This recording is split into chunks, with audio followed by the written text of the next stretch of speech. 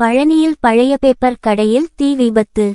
தீயணைப்புத் துறையினர் விரைந்து வந்து தீயை அணைத்ததால் பெரும் விபத்து தவிர்க்கப்பட்டது.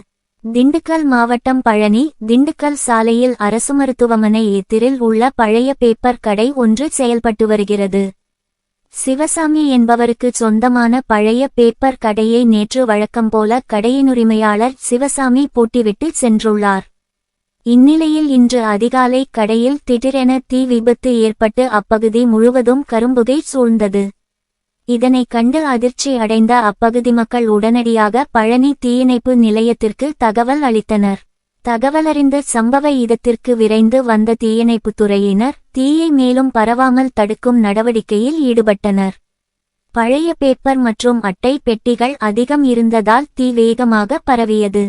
தொடர்ந்து தண்ணீரை பீய்ச்சி அடித்து தீயை கட்டுக்குள் கொண்டு வந்தனர். இதனால் தீ மேலும் பரவாமல் பெரும் விபத்து தவிர்க்கப்பட்டது. தீயில் கருகி பல லட்சம் ரூபாய் மதிப்புள்ள பொருட்கள் நாசமானது. இந்த தீ விபத்து காரணமாக அப்பகுதியில் சிறிது நேரம் பரபரப்பு ஏற்பட்டது. செய்திக்காக பழனியிலிருந்து நாகராஜன்.